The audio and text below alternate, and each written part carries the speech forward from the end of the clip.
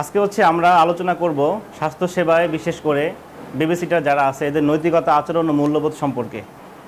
As a babysitter আমাদের নৈতিকতা মূল্যবোধ আচরণ কেমন হওয়া উচিত এই বিষয়গুলো আমরা জানবো, এবং এটা আমাদের খুবই গুরুত্বপূর্ণ একটা ক্যারেক্টার, যেটার মাধ্যমে মানুষ আমাদেরকে কী করবে, আইডেন্টিফাই করবে যে আমি মানুষটা কেমন, আমার নীতি কেমন, আমার মূল্যবোধ কেমন, আমার পয়েন্ট অফ ভিউ কেমন, সমাজের প্রতি মানুষের প্রতি দায়িত্বশীল কিনা আমরা তো সবাই পড়াশোনা করতেছি, একাডেমিক সার্টিফিকেট অর্জন করতেছি, কিন্তু আমরা কীভাবে তাকে চারিত্রিক সংজ্ঞায়িত করি, যে তার কথা বলার ধরন, তার নীতি কেমন, সে তার পয়েন্ট অফ ভিউ কেমন, সে মানুষকে কীভাবে বুঝে বা মানুষকে সে কতটুকু মূল্যায়ন করতে জানে, এবং তার যে কাজের মধ্যে যে ভ্যালু এটা সে কতটুকু অ্যাড করলো, এটা তার এক্সট্রা কি ফ্যাসিলিটি তৈরি করে, সেটা জব ক্ষেত্রে হোক, তার সামাজিক পরিবেশে হোক, সোশ্যাল অ্যাক্টিভিটিসে হোক, যে কোনো ক্ষেত্রে তাকে এগিয়ে রাখে। ইনফ্যান্ট, তারপরে টোডলার, তারপরে প্রি স্কুল এজ, তারপরে অ্যাডোলসেন্ট। হ্যাঁ, তো আপনার প্রি স্কুল এজ, অ্যাডোলসেন্টে গিয়ে কিন্তু মানসিক বিকাশগুলো বেশি ডেভেলপ হয়। হ্যাঁ, তার আগে তো আমাদের নিউবর্ন, ইনফ্যান্ট, টোডলার, এই সময়টা তো সে তো আর তার তো মানসিক বিকাশের জায়গাগুলো থাকে না, হয়তো তার ভিজুয়ালেশনটা হয়, কিন্তু এর বাইরে তেমন কিছুই থাকে না। তো এরপরে যে বিষয়গুলো থাকে আপনার প্রি স্কুল এজ এবং অ্যাডোলসেন্ট সময়গুলোতে শিশুর বিকাশগুলো বৃদ্ধি পায়।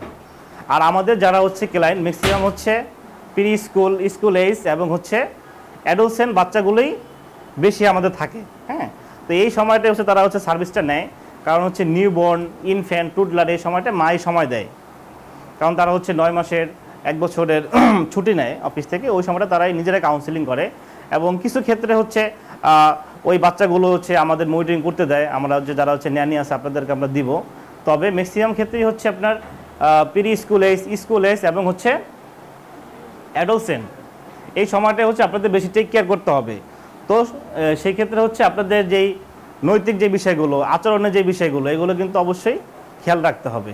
বাচ্চা যখন আপনার কাছে রেখে যাবে, তো তারা তো সেফ জোনেই রেখে যাচ্ছে। একজন মা তার বাচ্চাকে তার কাছে রেখে যাবে, সে যখন ভাববে যে না আমার মতো করে সে টেক কেয়ার করবে, ট্রেসের জায়গাটা যখন থাকবে, তখন কিন্তু আপনাদের দিয়ে যাবে। আমাদের যখন তারা কল করে বা যখন আমাদেরকে রিকোয়ারমেন্ট দেয়, বলে আপনি এমন একজনকে দিবেন যে আমার বাচ্চাকে খেয়াল রাখতে পারবে, যেন সিনসিয়ার হয়, অমনোযোগী না হয়, সেজন্য তার জন্য ম্যাচুরিটি থাকে। ম্যাচুরিটি বলতে আমরা কী বুঝি, যে আমাদের কাজের দায়িত্ববোধটা, আমাদের নিজেদের যে কর্মদক্ষতা দিয়ে যে দায়িত্ববোধটা আমরা কাজ করব, সেইগুলো বজায় রাখবো, এটাই ম্যাচুরিটি। আমার কখন কোনটা করা উচিত, আমি যদি কর্মক্ষেত্রে কিছু ফোন ইউজ করি, বাচ্চাকে সময় না দেয়, এটা আমাদের ম্যাচুরিটির ঘাটতি। আমাদের কিছু বাচ্চা থাকে যারা অটিস্টিক বা স্পেশাল নিড দরকার হয়, অনেকে মানে লেট এজে গিয়ে কথা বলে, স্পিচ থাকে না, এইসব বাচ্চাদের আমাদের এক্সট্রা এফোর্ট দিতে হয়। হ্যাঁ, এদেরকে মনিটরিং করতে হয়, এদের আচরণ তো ডেভেলপ তো হয় না, এদের অনেকে বডি ডেভেলপ হয়, ব্রেন ডেভেলপ হয় না, অনেকে ব্রেন হয় কিন্তু ফিজিক্যালি কন্ডিশন ল্যাক থাকে। নিজের যত্ন নেওয়া বলতে কি, আমি যদি হাইজিন মেনটেন না করি, আমি যদি স্মার্টলি চলাফেরা না করি, আমি যদি ঠিকঠাক না থাকি, আমার যদি সব কিছু অ্যাপ্রোচ যদি ঠিক না হয়, তাহলে আমি আরেকজনকে কীভাবে শেখাবো, তাই না? আমাকে তো আগে দক্ষ হইতে হবে, তারপর আরেকজনকে দক্ষ বানাইতে হবে, আমার কাজ শিখতে হবে, দেন কাজ করতে হবে। এই জন্য নিজের যত্ন নেওয়া। আমি রাতে সারাদিন ডিউটি করার পর রাতে আমি হোস্টেলে এসে না ঘুমাই, আমি লেট নাইট ফোন ইউজ করি, তাহলে দিনের বেলা আমার ঘুম আসবে। বাচ্চা খেলাধুলা করতেছে, আমি ঝিমাইতেছি, আমি চোখ বন্ধ হয়ে গেল, বাচ্চা দৌড় দিয়ে ভ্যালকনি চলে গেল, তো বাচ্চা আরেকটা কাজ করলো। এই জন্য নিজের যত্ন নেওয়া।